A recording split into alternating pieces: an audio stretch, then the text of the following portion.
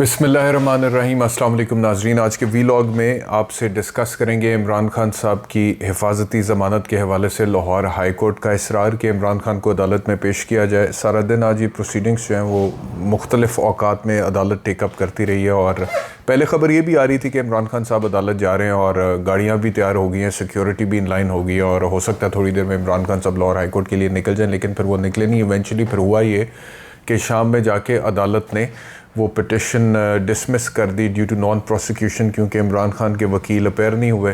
तो वो समाज जो है उसमें उन्होंने कहा कि अब आगे बढ़ नहीं सकती है क्योंकि वकील साहब भी नहीं आए, खान साहब खुद भी नहीं आए, तो अदालत ने उसको डिसमिस कर दिया। उसके बाद इमरान खान के वकला ने मीडिया से गुफ्तगू करते हुए कहा है कि कल हम दोबारा पिटिशन फ़ाइल करेंगे और मंडे को ये फ़िक्स हो जाएगी और आईजी पंजाब से जाके मिलेंगे, और अगर हमें इमरान खान की सिक्योरिटी के हवाले से आईजी पंजाब से मिलने के बाद तसल्ली होगी फिर इमरान खान साहब को पीर को 2 बजे पॉसिबली मुमकिन तौर पे लाहौर हाई कोर्ट में हम पेश करेंगे हिफाजती ज़मानत की गर्ज से।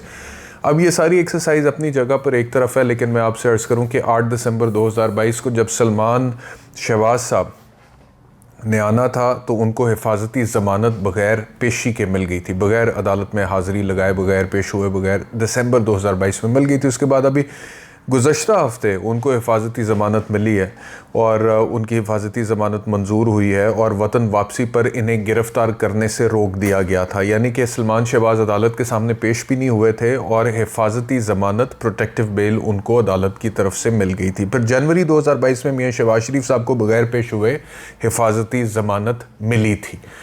और भी मिसालें इस हवाले से और भी प्रेसिडेंट्स हैं। तो कहने का मकसद ये है, इसहाक डार साहब का एक केस है कि इसहाक डार साहब तो हिफाजती ज़मानत की उन्हें ज़रूरत भी नहीं पड़ी थी और आने से पहले ही अदालत ने उनके वारंट गिरफ़्तारी मुअत्तल कर दिए थे और फिर वो आ गए और उसके बाद ही surrendered before the relevant court. Surrender क्या करना था, उन्होंने प्रोसीडिंग्स को ज्वाइन किया और थोड़े दिनों में उनकी फिर जो है वो आपने देखा कि बरीयत होगी उस केस के अंदर से। तो कहने का मकसद ये है कि कानून में प्रेसिडेंट्स मौजूद हैं, नज़ीरें मिलती हैं कि अगर एक्स्ट्रा ऑर्डनरी सर्कमस्टांसेस हों तो एक्स्ट्रा ऑर्डनरी सर्कमस्टांसेस में पिटिशनर को एक्स्ट्रा ऑर्डनरी रिलीफ दिया जा सकता है। ये प्रेसिडेंट्स मौजूद हैं बाकायदा तौर पे। तो इमरान खान का जहाँ तक ताल्लुक़ है एक्स्ट्राऑर्डनरी सर्कमस्टांसेस तो हैं। वो क्या है, वो ये है कि इमरान खान इस वक्त अपोजिशन में हैं, इमरान खान जो है वो स्टेटस को के ख़िलाफ़ खड़े हैं, इमरान खान पे कातिलाना हमला हो चुका है, इमरान खान के ख़िलाफ़ इंतकामी कार्रवाइयाँ हो रही हैं, इमरान खान पे दहशतगर्दी का इतलाक़ हुआ है जो कि कानूनी तौर पर हो ही नहीं सकता था, और उस पर्चे में जो कि बुनियादी तौर पर बदनीयती की बुनियाद पर दर्ज किया गया है दहशतगर्दी की दफ़ात लगाने के बाद, उस केस में उसकी ज़मानत मनसूख हुई है और उस केस में हिफाजती ज़मानत के लिए वो लाहौर हाई कोर्ट से। तो मेरे ख्याल में कोर्ट को इसमें लीनियंट व्यू लेना चाहिए था। हम अदालतों में जब बहस करते हैं ना तो जो ओवरऑल सर्कमस्टांसेस होते हैं वो अदालत के सामने रखते हैं और फिर अदालत से इस्तदा की जाती है कि ये ओवरऑल जो सिचुएशन है इसमें we humbly submit before the honourable court के the court must take a lenient view of the entire situation. तो ये जितनी भी सूरत हाल है इसमें कोर्ट को एक लीनियंट व्यू लेना चाहिए था।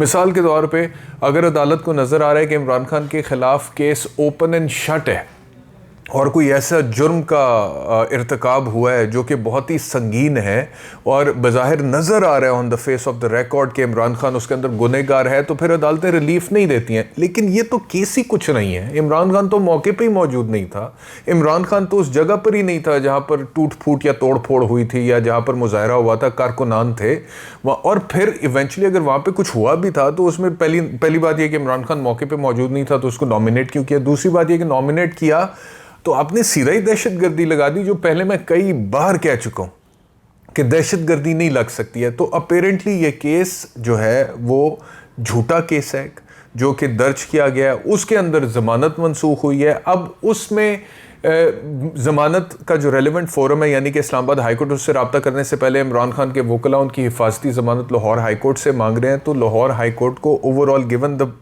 फैक्ट के प्रेसिडेंट्स भी मौजूद हैं सलमान शहबाज शरीफ के, तो ये चाहिए था लाहौर हाई कोर्ट को मेरी कानूनी राय में कि वो एक लीनियंट व्यू लेते और ज़मानत दे देते। लेकिन बहरहाल अब मंडे को पता चलेगा कि इस केस में क्या होता है। अगली बात, ऑडियो लीक्स।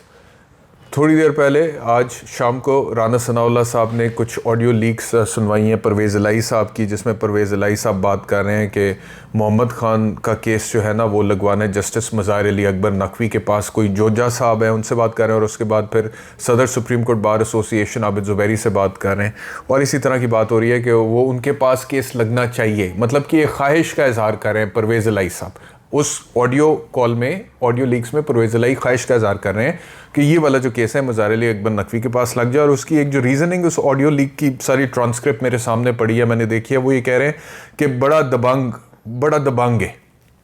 ठीक है, अब राना सनाउल्लाह साहब ने ये ऑडियो जो है मीडिया के साथ शेयर की है। सबसे पहला सवाल ये है कि किस कानूनी बुनियाद पे ये ऑडियो टैपिंग हुई है, फ़ोन टैपिंग हुई है, किस चीज़ की हो रही है। उसके बाद फिर आप उसको लीक कर रहे हो और मीडिया के सामने कर रहे हैं। मतलब कि गैर कानूनी चीज़ को आप मीडिया के साथ शेयर कर रहे हैं as the federal interior minister, तो ये बड़ी अजीब सी बात है। ये मतलब कि कोई रह ही नहीं गई वक़्त कानून की यहाँ पे। अच्छा, दूसरी बात यह है कि या तो इसके अंदर कोई वो उस तरह की ऑडियो लीक्स होती ना जो जस्टिस क़य्यूम साहब की लीक हुई थी, वो जो थे सैफुर रहमान साहब गुफ्तगू करते हुए, हाँ जी मियाँ साहब ने कहा है इसके कर दें, हाँ जी हो जाएगा, जी बिल्कुल हो जाएगा, और जी दोनों चलेंगे और मियाँ साहब को बता देंगे कि काम हो गया है या माफ़ी मांग लेंगे उनसे, इस तरह की बात है। सज़ा कितनी देनी है ये पूछा जा रहा है, जी पूरी सज़ा दे, नहीं जी इतनी नहीं, 7 साल नहीं 5 साल सज़ा मिल सकते।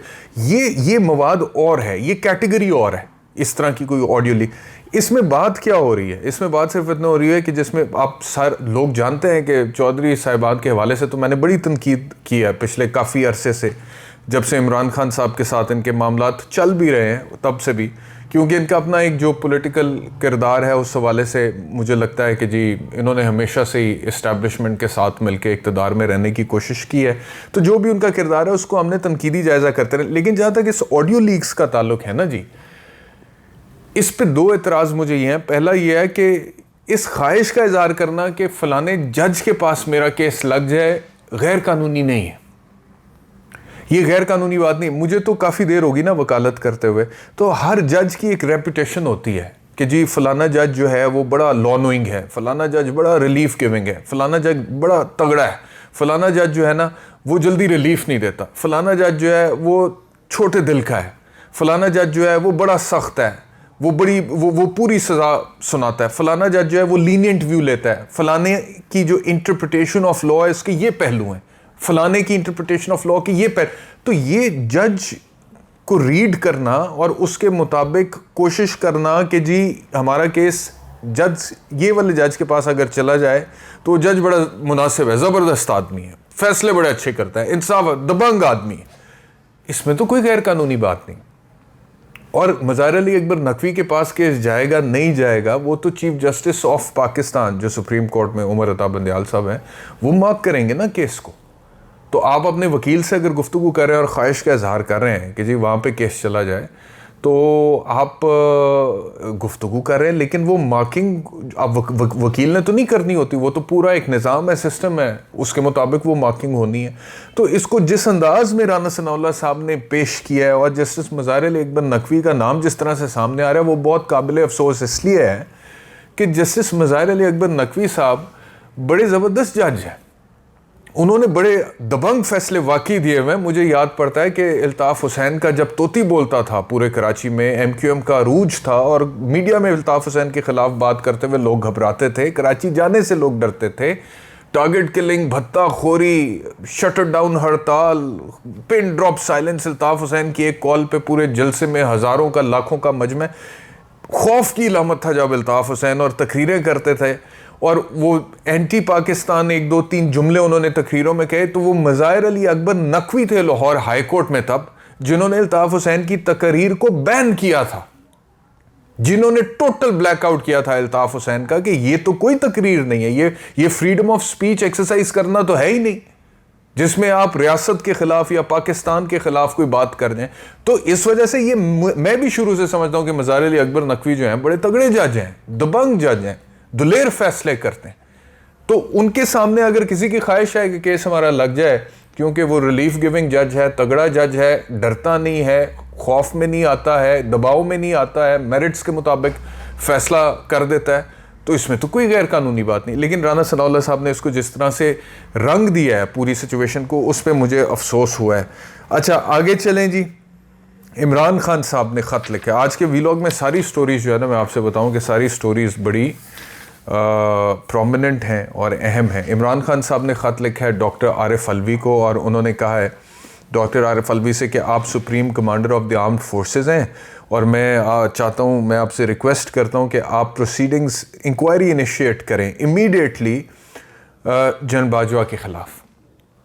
अब ये ख़त बड़ा अहम है, और इमरान खान साहब ने भी बड़ी तगड़ी बातें इसके अंदर लिख दी हैं। उन्होंने कहा है कि क्यों इंक्वायरी मैं चाहता हूँ, रिक्वेस्ट करता हूँ आपसे कि आप इनिशिएट करें। वो इसलिए कि नंबर एक, जनरल बाजवा ने एक सहाफ़ी से मुलाकात में कहा है कि we considered Imran Khan dangerous to the country. तो पहले तो इस बात की वजाहत हो कि वी कौन है, वी से उनकी क्या मुराद है। फिर उन्होंने कहा है कि ये तो लोगों का इस्तेहकाक है कि वो जिसको चाहे प्राइम मिनिस्टर चुने। तो अगर जनरल बाजवा कौन होते हैं इस चीज़ का तयन करने वाले कि उनकी नज़र में एक शख्स ख़तरनाक है तो उसको वज़ीर आज़म नहीं रहना चाहिए, और अगर वो ऐसा कर रहे हैं तो ये सियासत में मुदाखलत है। और आर्टिकल 224 और 3rd शेड्यूल जिसके तहत ओथ लेते हैं chief of the army staff या कोई भी फ़ौजी अफसर, ये उसकी खिलाफ वर्जी है। इसके ऊपर इमरान खान साहब ने कहा है कि इंक्वायरी करें। फिर उन्होंने कहा है कि इस चीज़ पर इंक्वायरी करें कि जनरल बाजवा की तरफ से वो जो सहाफ़ी ने कॉलम लिखा है उसमें ये सामने आती है बात कि जनरल बाजवा ने ये एडमिट किया है कि उन्होंने मैनेज किया था नैब के केस